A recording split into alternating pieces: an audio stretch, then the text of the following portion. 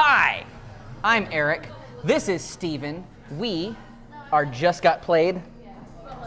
He is a more devoted member than me because he's wearing his amazing Just Got Played t-shirt. And we are here at the Cloak and Blaster, and we just got done playing It's a Wonderful World. And there's 3 publishers on front, so I'm sorry if I mispronounce any of these.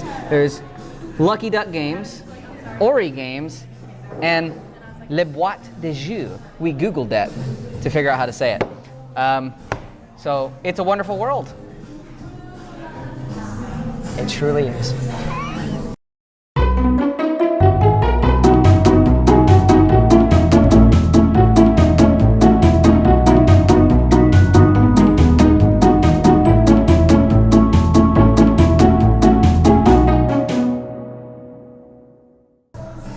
So Steven, would you like to explain to the lovely viewers out there how to play It's a Wonderful World? Or maybe not a full playthrough, but just give us an overview of what kind of game this is. At its heart, this is a card drafting and engine building game. So you'll be given 7 cards is what you'll start with, and you'll draft one and you'll just pass it around.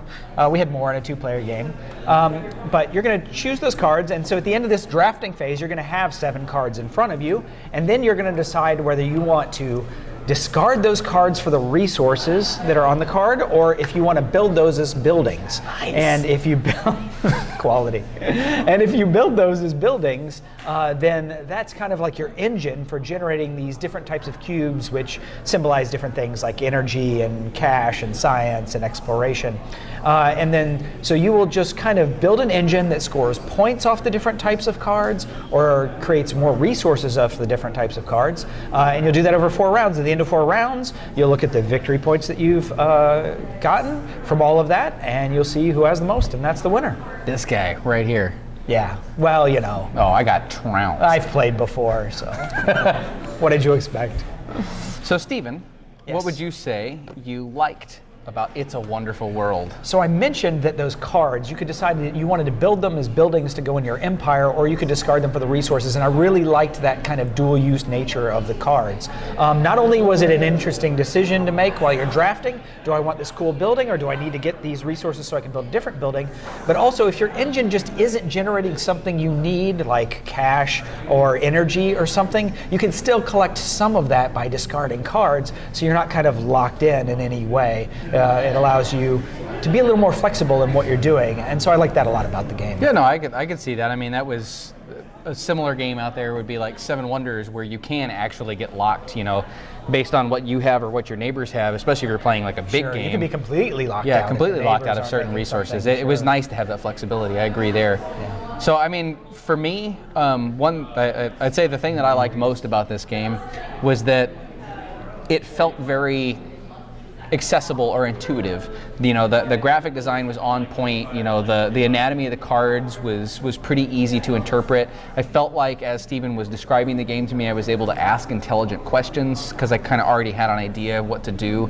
Because I mean, a lot of games we sit down and, you know, it's a pretty casual atmosphere here, and, you know, and I'm not nearly as smart as Steven, and, you know, he'll describe games and it's I get that feeling a lot of times where, you know, let me see a round. Let's see how it kind of plays out. And this one, you know, it's only 4 rounds, and I mean, that could be punishing in, you know, a lot of game design where you've only got 4 rounds, and if you've got to see the first round, that puts you at a huge disadvantage.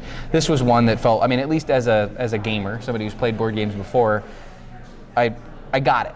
Like it didn't feel like it was overly complicated. Yeah, it didn't take very long to explain to somebody, you know, who's a gamer, and I don't think to anybody else either. Yeah. And you know, I had only played the game once before we sat down to play it today, so it's not like I was an expert at the game. It's just I didn't even really need the rule book. I was just, look at these cards. This is how it works. Let's go. Yep, 45 minutes on the box. That's pretty accurate. Yeah, I thought it was. Yeah. So Steven, now that we've established that we like something about the game, what would you say you disliked about It's a Wonderful World? So, you know, I actually like most things about the game, but I will say that it is a gateway game. I mean, it feels like a lighter gateway game, and if you play against someone who has never played the game before, even if they're a gamer and you've played it, you're probably going to trounce them, right? So it's a light game, it's a gateway game, but then you're going to trounce that person. So is that a great combination? I don't know. I mean, I enjoyed it, and certainly games should reward you for having played a game and being better at them, and etc. But yeah, I definitely felt like in this game that I played before, I know what's going on, and so this is just a learning game for you. I'm going to trounce you. I feel like you're just rubbing it in now. You just keep saying trounce. I'm like, trying could to you be pick a nicer polite about word? it, but trounce was pretty I accurate. got dunked on. Yeah. So I'd say, even as a gamer, talking about what I dislike about the game, I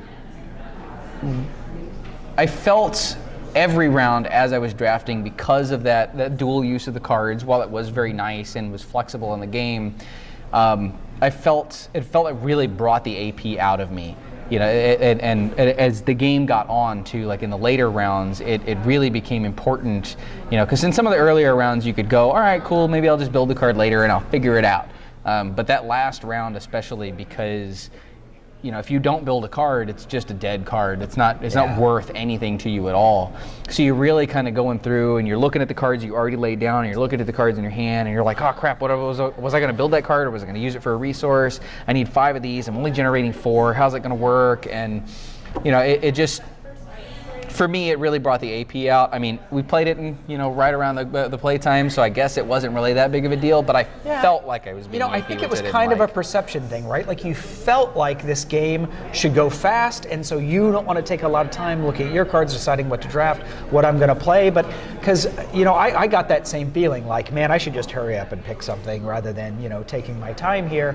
But in reality, I think we probably could have taken more time and it wouldn't have been that bad, so I think it was just a little bit of a perception thing that we felt like we needed to speed up because of how light the game is. And then, like you said, it wasn't even that bad in the first 3 rounds, because you're always like, well, I'll get to that next round. If I don't get it built now, that's not the end of the world. I won't maybe get an extra resource right now, but that's okay. But in that last round, where it's like, if I don't get this built now, that's the end of the game. I have to get this done. I found myself also spending some more time. But then again, you were spending time, I was spending time, so maybe that's not so bad when there's collective AP. I mean, it is simultaneous action, essentially. Yeah. So that's nice. In fact, there's an expansion coming for the game that will push this all the way to 7 players, and I don't think that's even going to increase the playtime. No, probably not. Yeah. Yeah, I mean, I know for me, the what felt like the slowest part of it was just after we'd already drafted, it was the flipping the cards over and going, crap, what was I doing with that one again? But I mean, it's a wonderful world. Yes, there's a dystopian future A ahead dystopian for all of us. future, yes. That's Steven. I'm Eric. We are Just Got Played here at the Cloak and Blaster on a beautiful Tuesday night. Come join us one of these days. I mean it. We've not had anybody come join us, and you should. We're getting lonely here. I mean, I love Steven. He's great company. We need to mix it up a little bit. You generated a lot of science in that game, and it didn't do you any good, Egghead. I still dunked on you. Oh, yeah. It didn't at all. I tried. Science was so expensive. True, Dad.